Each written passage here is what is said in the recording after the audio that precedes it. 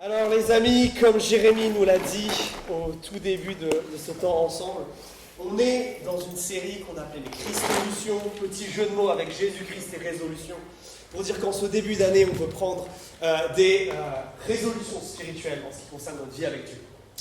Parce qu'on croit que c'est de là que tout le reste va couler. Évidemment, des résolutions pour autre chose, c'est important. Mais de notre vie interne, de notre relation avec Dieu, tout le reste découle. Et on en a vu un certain nombre, mais comme toute bonne chose a une fin.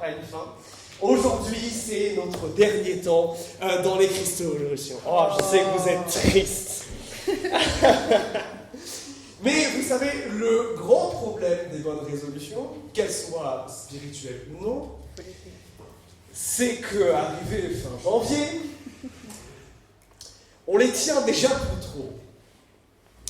Et je ne sais pas vous, mais moi, de manière générale, même dans ma vie, je ne prends pas trop de résolutions parce que je sais combien de mal j'ai à les tenir. Et peut-être que vous êtes comme moi, vous êtes un peu sceptique. Peut-être que vous dites, c'est bien, on a pris des bonnes résolutions ensemble, mais maintenant il faut les vivre. Peut-être que vous réalisez que ce grand monsieur qui s'appelle Jésus a raison lorsqu'il a dit à Pierre qui n'arrivait pas à garder les yeux ouverts et prier avec lui, l'esprit de l'homme il est plein de bonne volonté, mais notre chair elle est malheureusement bien faible. On a envie de faire bien, mais on n'y arrive pas. On veut faire bien les choses, mais on n'y arrive pas. On veut prendre des bonnes résolutions, et bien souvent, ça nous décourage ensuite de vouloir changer parce qu'on n'y arrive pas. Et je crois que notre problème fondamental, c'est que nous n'apportons pas les bonnes solutions à nos problèmes. Nous n'apportons pas les bonnes Christo-solutions. On est en mode jeu de mots aujourd'hui, on continue dans ça. On va aujourd'hui parler des Christo-solutions. On a parlé de nos Christolutions, de nos résolutions, mais maintenant comment les tenir, comment y arriver, c'est ce qu'on veut voir aujourd'hui. Parce qu'on a beau se battre à coups de discipline, à coups de motivation, mais bien souvent notre flemme, notre fatigue ou notre péché met très vite à mal notre détermination. Alors aujourd'hui, je vous propose de voir 3 Christo-solutions qui s'appliquent non seulement à tout ce qu'on a vu depuis ce début d'année, qui s'appliquent à ce qu'on veut changer en ce moment, mais je crois qu'il s'applique à toute dynamique de changement qu'on veut avoir dans nos vies. Et pour cela, je vous propose d'ouvrir vos Bibles à Hébreux chapitre 10. Hébreux, c'est une lettre du Nouveau Testament. Si vous n'avez pas de Bible, sortez votre téléphone ou allez en prendre une au fond vers la carte, levez-vous, on va avoir besoin du texte. Hébreux, c'est pas facile à trouver, le Nouveau Testament.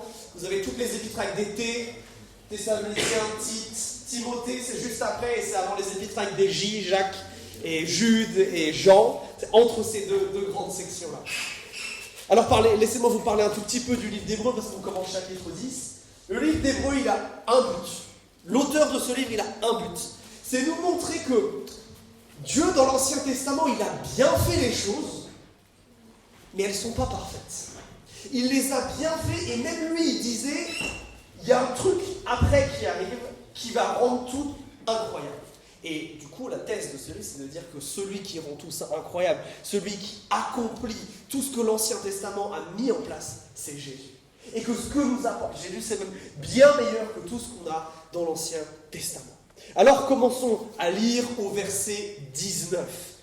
Hébreux, chapitre 10, verset 19. Ainsi donc, frères, nous avons l'assurance d'un libre accès au sanctuaire par le sang de Jésus. Accès qu'il a inauguré pour nous comme un chemin nouveau et vivant au travers du voile, c'est-à-dire de sa chair. Et nous avons un grand prêtre institué sur la maison de Dieu. Je m'arrête là. Vous voyez que cet auteur, il a le même problème que Paul, il aime faire des phrases à rallonge et qui sont compliquées. Mais cette phrase, elle est importante. Parce que là, il ne nous donne pas encore les Christo-solutions. Mais ici, là, l'auteur va nous donner quelque chose qui est fondamental que nous comprenions, une base de laquelle il va tirer toutes ces solutions. Toutes les solutions qu'il va nous présenter après découlent de ces 3 versets qui forment en grec une seule très très grosse phrase. Alors il faut qu'on la décode un petit peu. Qu'est-ce qu'il veut nous dire ici ? Grosso modo, l'auteur de la lettre aux Hébreux nous dit que tout va se baser sur ce que Jésus a fait, à la fois sur terre quand il est allé à la croix. C'est le thème des versets 19 et 20. Mais aussi ce qu'il fait maintenant dans les cieux. Et ça, c'est le thème du verset 21. Il va utiliser deux métaphores pour parler de Jésus et on va les décrire. La première, c'est, dans ces deux premiers versets, c'est que Jésus, il a ouvert un chemin, il y a quelque chose de cet ordre-là. Et puis la deuxième, il y a Jésus qui a un rôle de médiateur. Et il faut bien qu'on comprenne tout ça. On va passer un peu de temps là-dessus. Parce que c'est sur ça que se fondent ensuite toutes les solutions que nous propose l'auteur. Alors, il commence en nous disant qu'on a un libre accès ou une pleine liberté pour entrer dans, et là vous avez des différences dans le mot, soit vous avez le lieu très saint, soit vous avez le sanctuaire, vous avez des mots comme ça.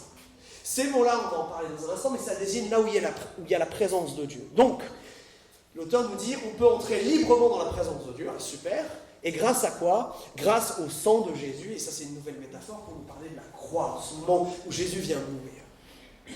Il nous dit donc en substance, parce que Jésus a fait sur la croix, on peut venir vers Dieu. Ok. Et ça, il faut qu'on s'arrête sur ça un instant. On l'a chanté, mais il faut qu'on réalise que c'est de ça que coule tout le reste. On l'a dit, on n'arrive pas à tenir nos bonnes résolutions. Bien souvent, on veut changer, mais on n'y arrive pas. Et on se rend bien compte qu'on a besoin d'aide. Et puis, si vous avez déjà eu le courage et l'honnêteté de chercher de l'aide quand vous avez du mal, vous vous rendez bien compte que les amis, ça aide un temps.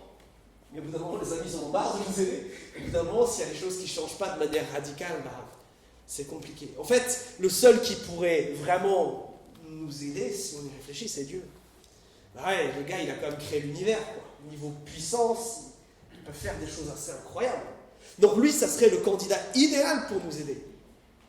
Mais il y a un gros problème et que dévoile ce texte-là, et sur lequel il faut nous arrêter. Nous ne pouvons pas avoir accès à Dieu. Le pasteur qui dit ça. Nous ne pouvons pas avoir accès à Dieu pour une raison très simple. Tant qu'il n'y a pas Jésus, c'est pas possible. Le problème fondamental du fait qu'on ne peut pas accéder à Dieu, qu'on ne puisse pas lui demander de l'aide, qu'il ne puisse pas nous transformer, c'est justement qu'on n'ait pas cet accès. Et l'auteur est en train de nous dire, sans Jésus, on ne peut pas accéder à Dieu. Et ça, c'est quelque chose qu'on a un peu du mal à entendre dans notre société. Mais l'auteur aux Hébreux nous dit, il y a un seul chemin pour aller à Dieu. Il n'y en a pas plusieurs. Il n'y en a qu'un seul et il s'appelle Jésus-Christ. Et tant que tu n'as pas compris ça, lorsque tu pries en l'air. Lorsque tu chantes en l'air. Tu n'as pas de relation avec Dieu. Tu n'as pas accès à Dieu avant ça. Alors il faut bien qu'on comprenne du coup ce qu'il est en train de nous dire ici. En fait, Dieu c'est pas comme un distributeur. C'est pas, je vais à l'église le dimanche, j'insère une petite pièce, puis j'ai une boisson qui tombe, vous savez, ça marche pas comme ça. Je fais pas quelque chose pour Dieu où je viens juste là à l'église et tout d'un coup c'est bon, je suis en relation avec Dieu. Non, ça ne marche pas comme ça. Parce qu'une relation avec n'importe qui, dès qu'il y a du conflit, dès qu'il y a des problèmes, cette relation elle se fissure et elle se brise. Et nous, on a un problème majeur, les amis, c'est qu'on a un Dieu qui est extrêmement, extrêmement, extrêmement bon, qui est parfait, et à l'opposé, nous, on ne l'est pas. Et chaque fois que nous faisons le mal, pensons le mal, disons le mal, c'est autant de blessures au cœur de Dieu que nous faisons. À chaque fois que nous faisons le mal, nous rompons quelque chose avec Dieu. Et là, on se dit, on est mal parti.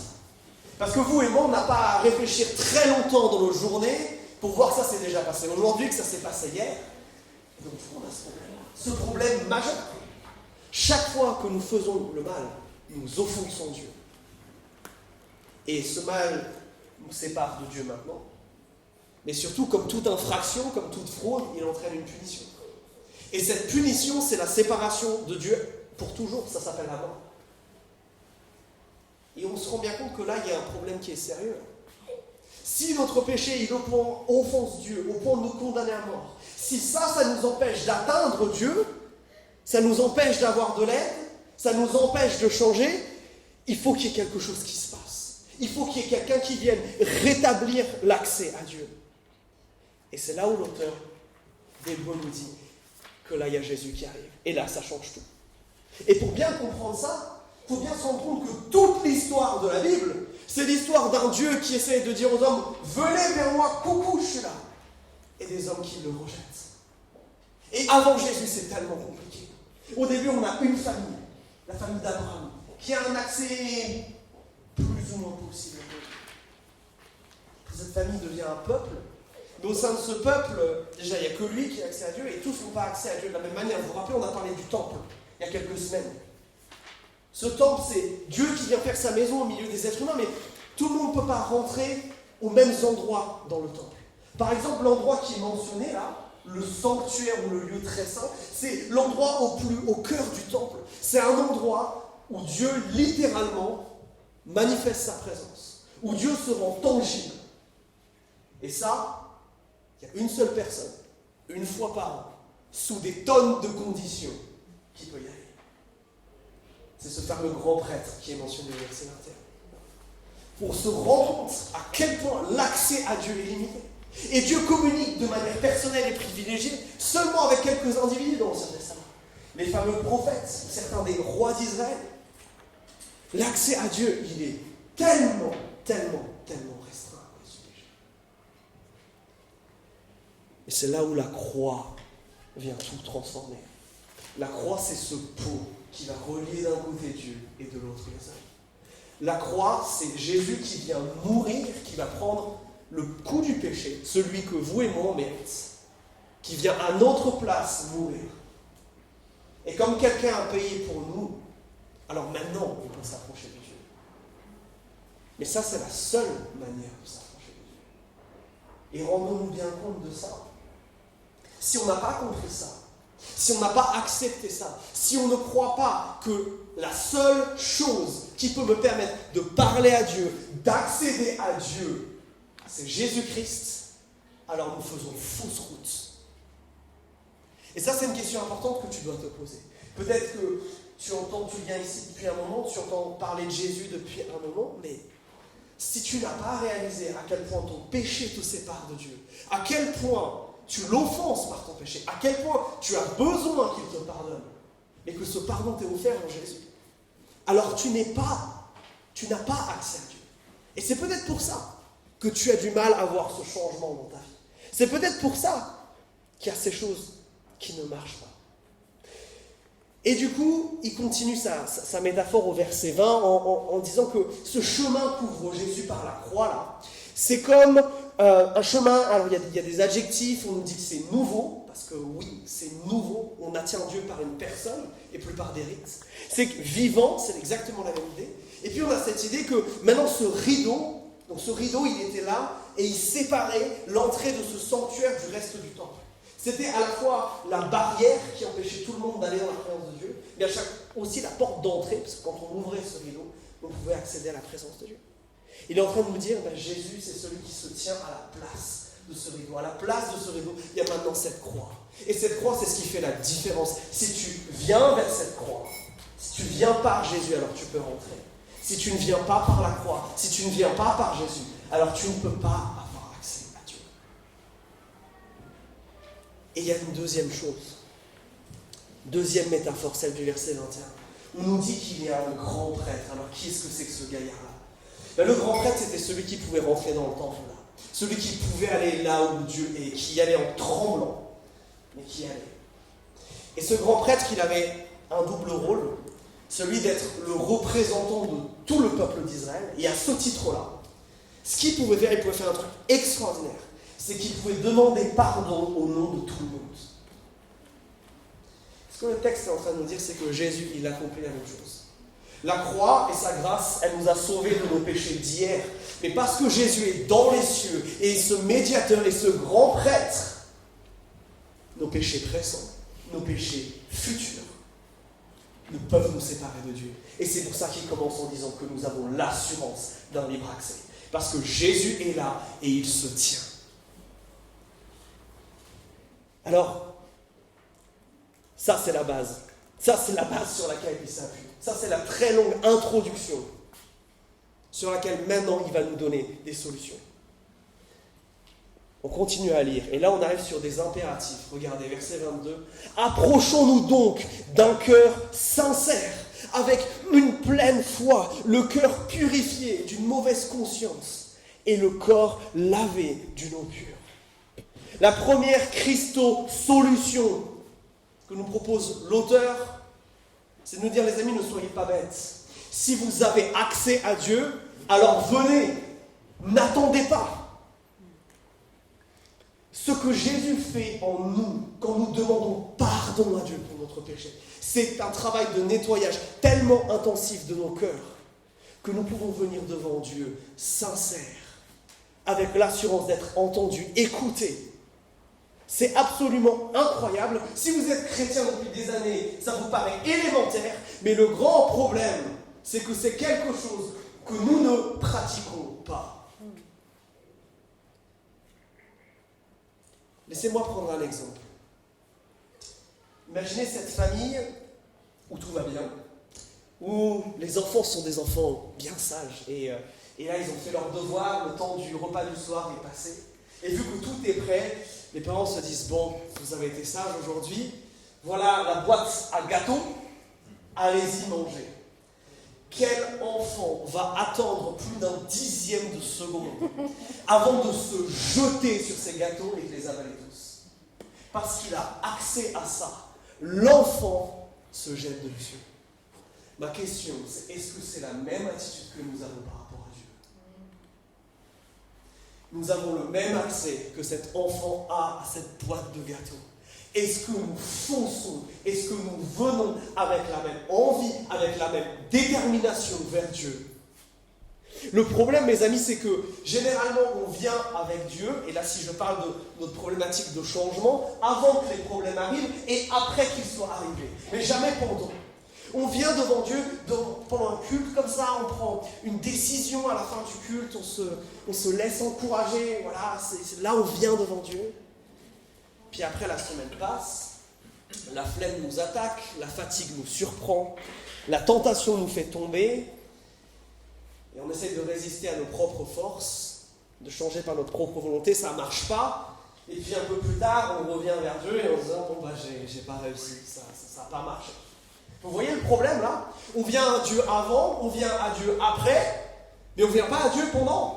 L'auteur aux Hébreux nous martèle, c'est la première chose qu'il nous dit, si nous avons accès vraiment à Dieu, si tout ça c'est vraiment vrai, alors qu'est-ce que nous attendons pour nous approcher de lui, dans la prière, dans la lecture de la Bible, dans toutes ces choses dont on a parlé ce mois-ci? Qu'est-ce que nous attendons? Qui d'entre nous a le réflexe, quand les temps deviennent compliqués, quand ça devient dur, quand vous êtes tenté de pécher, de venir, de vous mettre à genoux devant Dieu et dire, Seigneur, tu vois mon cœur. Tu vois, je vais lâcher prise, je vais faire le mal, je ne vais pas y arriver, je ne vais pas tenir. Aide-moi. Qui d'entre nous a ce réflexe-là, a développé cette culture que quand tout semble s'écrouler, quand je suis sur le point de pécher, de ne pas répondre finalement à ce que Dieu attend de moi, je viens vers lui directement, je cours vers lui et je lui dis, aide-moi. Si nous avons accès à ce Dieu, s'il est vraiment qui il est, s'il est vraiment tout-puissant, alors ne sommes-nous pas bêtes de ne pas profiter de cette présence?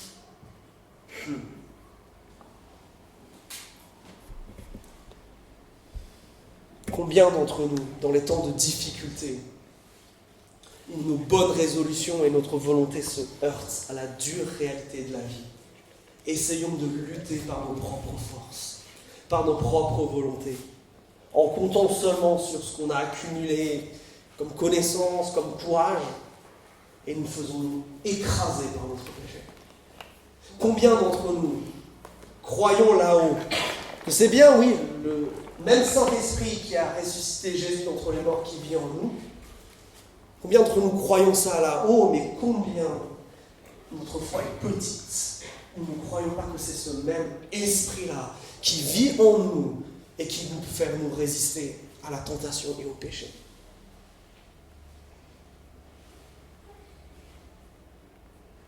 Oui, mes amis, nous négligeons de venir dans la présence de Dieu. Et je crois qu'il y a généralement deux choses où ce texte fait un peu allusion qui des fois, nous retiennent d'aller dans la présence de Dieu, que nous choisissons de regarder au lieu de regarder à la croix. Regardez ce que le texte dit. C'est pas juste approchons-nous, mais il dit quoi? D'un cœur sincère et avec une pleine foi, ou peut-être que vous avez dans une autre traduction, d'un cœur sincère et avec la pleine assurance que donne la foi. Notez comment il dit les choses. Il ne dit pas approchez-vous de Dieu si vous avez un cœur sincère, si vous vous sentez dans l'assurance que donne la foi. Il n'y a pas de conditionnel, il n'y a pas de subjonctif ici. C'est pas approchez-vous de Dieu quand vous pensez être suffisamment sincère, quand vous avez suffisamment d'assurance, suffisamment de foi. Non.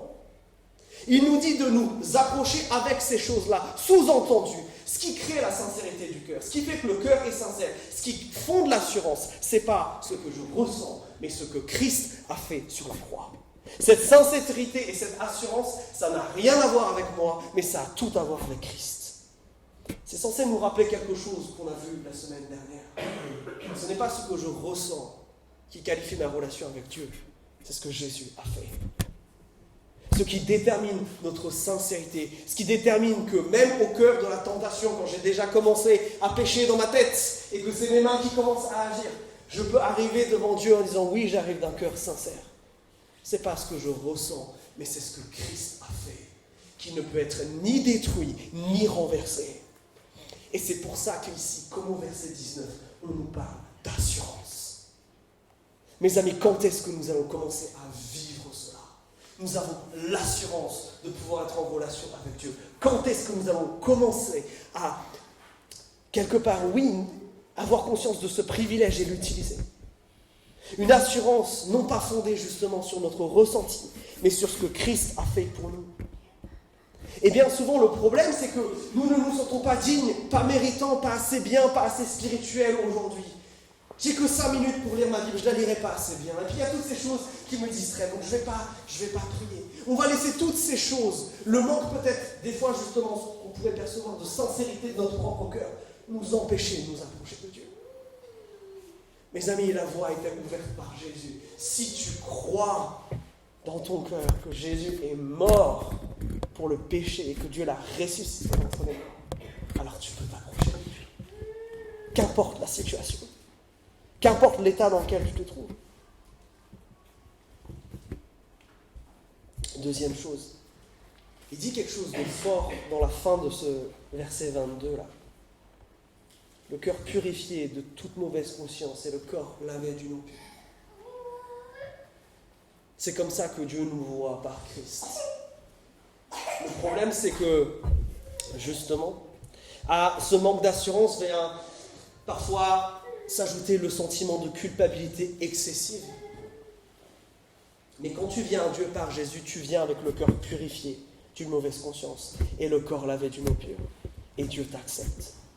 Le problème, c'est que bien souvent, nous choisissons de nous éloigner de Dieu parce qu'on veut d'abord se sentir lavé, on veut se sentir purifié, on veut se sentir pardonné avant de venir à Dieu. Et c'est là où nous comprenons mal le mécanisme. C'est en venant vers lui que ces choses-là vont se passer. Une des plus grandes tragédies que je vois dans l'Église, quelque chose qui m'énerve au plus haut point, c'est les chrétiens qui ne vont pas prendre la Sainte Seine parce qu'ils ne se sentent pas dignes. Mais de toute façon, tu n'es pas digne. Tu le deviens parce que Jésus-Christ a fait sur la croix. Tu te prives de venir dans la présence de Dieu. Tu te prives de recevoir quelque chose de la part de Dieu. Parfois, nous voulons... Le mécanisme biblique, c'est viens à Jésus, et là, tu vas être pardonné. Et là, tu vas être purifié. Mais souvent, nous, on veut faire l'inverse. On veut d'abord se purifier nous-mêmes en faisant des trucs. Pour ensuite avoir le courage de demander pardon. Et pour ensuite venir dans la présence de Dieu. On fait les choses à l'envers. Je ne sais pas si vous examinez votre vie à cette lumière, mais moi, c'est quelque chose qui a tellement caractérisé ma vie. Combien de fois j'ai lutté dans ma jeunesse avec le problème de la pornographie. Et ça a été dévastateur pour moi. Et des fois, après avoir péché, j'étais devant Dieu et je n'osais pas prier, je n'osais rien dire. Je me sentais tellement sale, tellement pas bien, tellement détruit, que je n'osais pas m'approcher de Dieu. Et alors ce que je faisais, c'est que je me disais, je vais faire des trucs pour Dieu. Je vais aller aider l'un ou l'autre, je vais aller servir dans l'église, je vais aller faire du truc bien. Puis ça a duré 2-3 jours. Et 2-3 jours après, j'avais enfin le courage de venir devant Dieu, lui demander pardon. Et après, je m'autorisais seulement à aller au culte. Et après seulement, je m'autorisais à aller louer Dieu. Ça, c'est bien souvent le problème du péché. C'est que nous donnons ce droit-là de nous séparer de la présence de Dieu, alors qu'il a perdu ce droit. La bonne attitude, c'est lorsque je suis tenté, lorsque je pêche, même lorsque j'ai fauté, je reviens immédiatement à Dieu. La maturité chrétienne ne se démontre pas par votre sanctification, par le fait que vous ne péchez plus, mais par votre rapidité à revenir à Jésus, par votre rapidité à vous repentir, par la rapidité à laquelle vous venez vers Jésus et vous dites « Aide-moi, je te demande pardon, j'ai péché contre toi. » Le problème, c'est que bien souvent, nous chrétiens, même après avoir été pardonnés, nous nous comportons d'une manière bizarre, où nous redonnons au péché le pouvoir de nous séparer de Dieu, de nous séparer du fait qu'on puisse venir vers lui.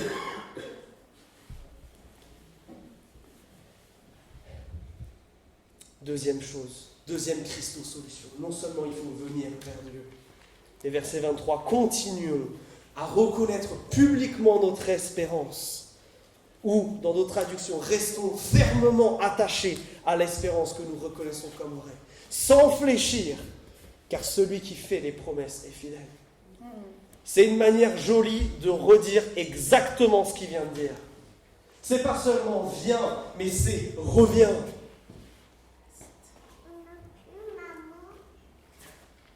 Le problème, c'est que bien souvent, on pense que justement, le fait de changer, c'est bon, allez, je vais me motiver, je vais prier un coup, je vais demander de l'aide à Dieu une fois. J'ai prié à la fin d'un culte une fois, et après, je vais attendre comme ça. Et si Dieu est vraiment grand, Dieu est vraiment bon, Dieu il va faire quelque chose. Mais ça, c'est une vision d'un Dieu, comme je disais tout à l'heure, distributeur. Dieu n'a jamais promis que quand je ferai cette prière, alors tout va s'arrêter, tous les problèmes, toute la tentation va se finir. Non.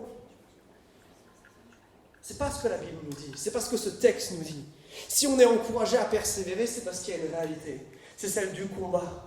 Mes amis, quand nous voulons nous soumettre à Christ, quand nous voulons ressembler à Jésus, quand nous voulons mettre à mort ce péché en nous, quand nous voulons prendre ces bonnes résolutions pour notre relation spirituelle avec Dieu, devinez quoi ? Notre chair, notre envie de pécher, les idoles de notre cœur, Satan et les démons de l'enfer, est-ce que vous croyez qu'ils s'assoient par terre et font « Oh non, il a prié !» Non. Tout notre être à l'intérieur et à l'extérieur, qu'est-ce qui va se passer ? Ils vont rentrer en lutte contre nous. Le problème, c'est que nous avons quitté cette vision du monde, du fait que le changement, c'est un combat, mes amis. C'est pas l'histoire de venir une fois à Christ, c'est l'histoire de revenir et de revenir et de revenir. Et donc, de persévérer.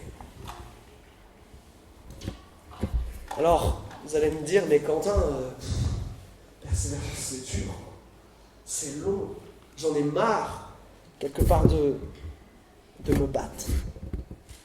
Et mes amis, la promesse biblique, c'est pas que lorsqu'on vient à Dieu, il n'y aura plus de problème, il n'y aura plus de tentation. Je vous défie de trouver un seul verset qui dit ça.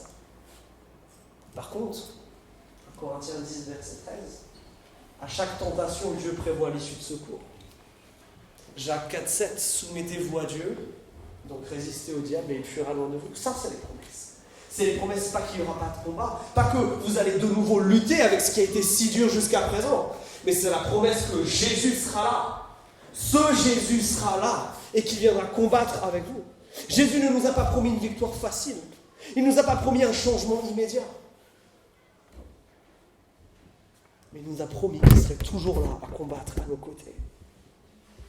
Combien de fois, nous, chrétiens, nous sommes déçus parce que nous prenons ces résolutions, on a cette envie de changer et on n'y arrive pas. Et du coup, on arrête de revenir. On arrête de venir à Christ. On arrête de prendre le médicament.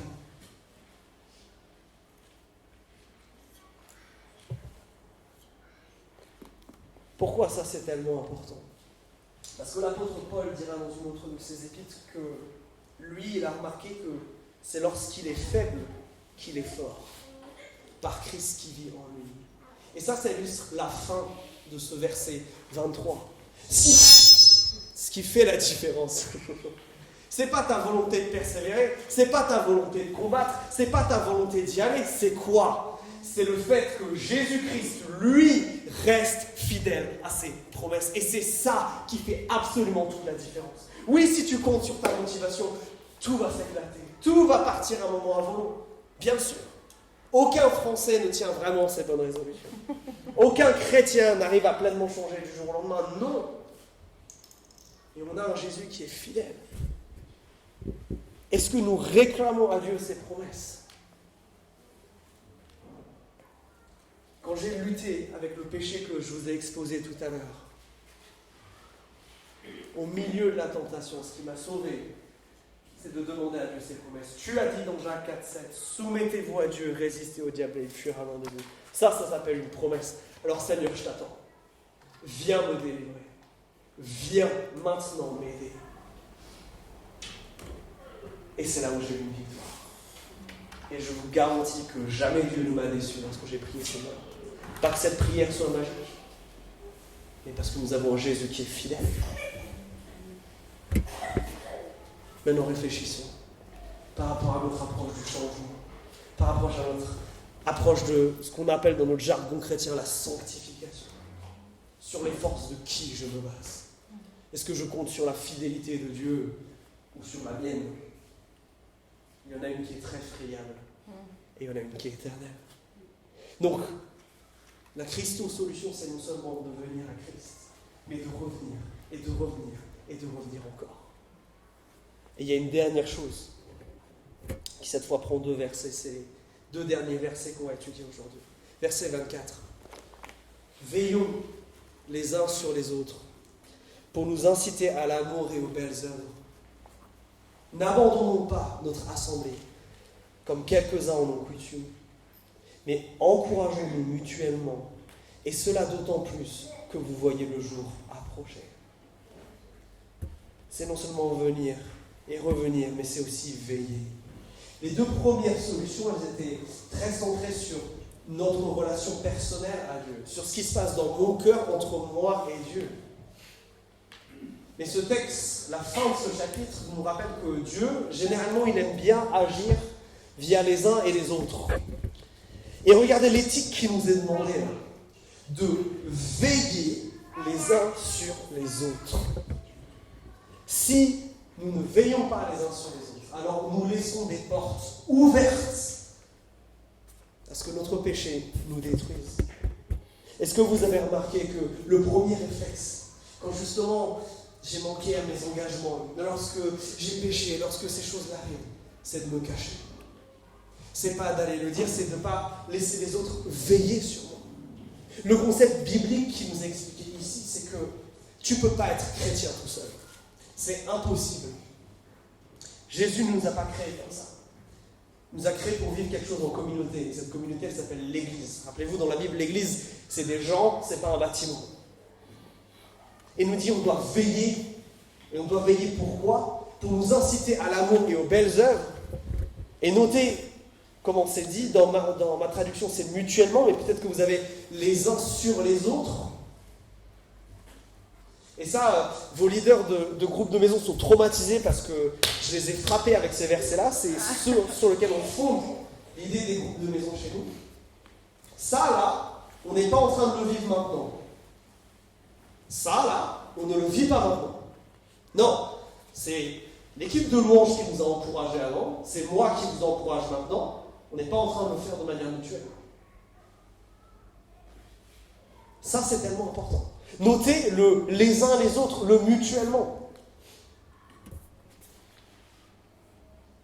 C'est tellement important que chacun d'entre nous réalise que Dieu veut l'utiliser pour aider les autres de l'Église à changer et à être transformés.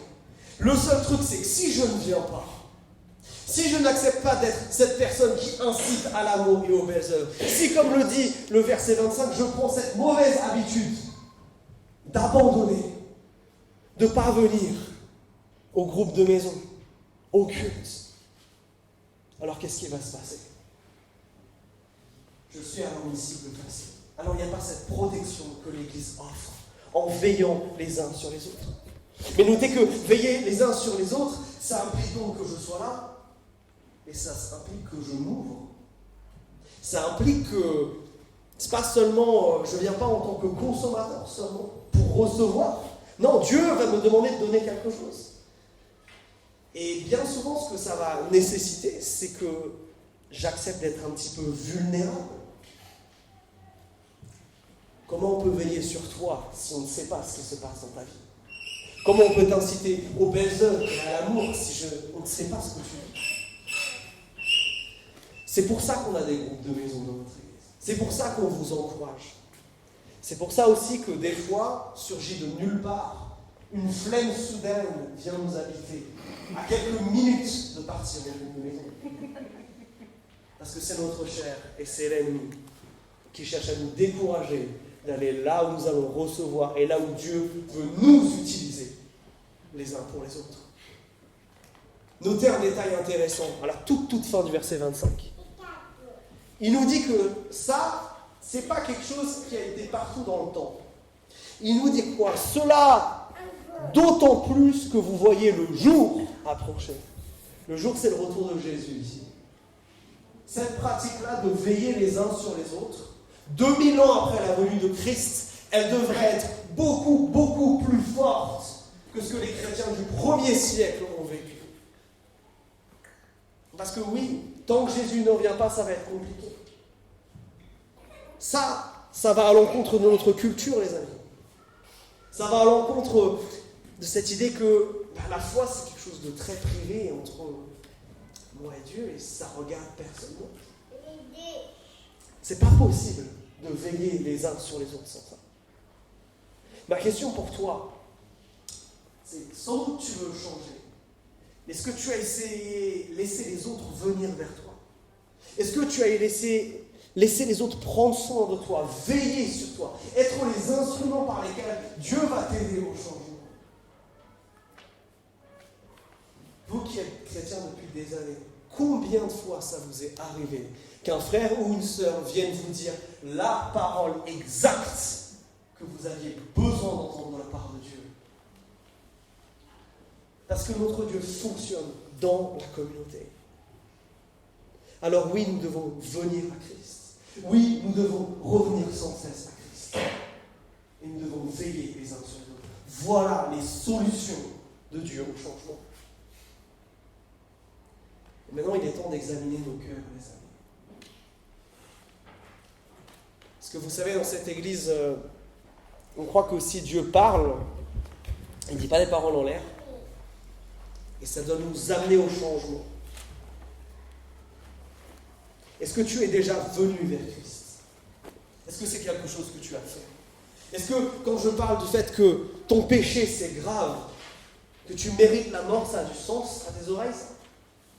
Est-ce que tu réalises que la seule solution, ton seul espoir pour accéder à Dieu, c'est Jésus? Est-ce que toi, dans ta lutte peut-être avec ce péché qui dure depuis des années, tu as cessé de venir et de revenir à Christ? Est-ce que tu fais seulement des bilans avec Jésus une fois par semaine le dimanche? Et tu ne l'invites pas au milieu du combat? Est-ce que dans ce qui gangrène tes relations, dans ce qui fait du mal à ton couple, dans ton caractère, ce qui ne va pas là, est-ce que c'est quelque chose quand la pression commence à augmenter, quand la tentation vient, où tu viens devant Dieu et tu lui dis « Seigneur, aide-moi ». Mes amis, nous avons accès à la présence de Dieu. Est-ce que nous y allons? Est-ce que nous avons maintenant cette pratique de veiller les uns sur les autres? Est-ce que vous laissez les autres veiller sur vous? Est-ce que, en retour, vous veillez sur les autres? Est-ce que vous vous laissez vous rendre vulnérable, prêt à ce que Dieu utilise les autres pour vous encourager, pour vous transformer? Est-ce que vous aussi, vous venez avec ce cœur, non seulement dans nos réunions, de recevoir quelque chose de la part de Dieu, mais aussi d'être utilisé par lui pour que d'autres reçoivent? Je vous propose qu'on prenne un temps de silence, où on peut fermer les yeux pour s'aider à se concentrer, et qu'on fasse le point avec Dieu. Sommes-nous venus? Est-ce que nous persévérons à revenir? Est-ce que nous veillons et laissons les autres veiller sur nous?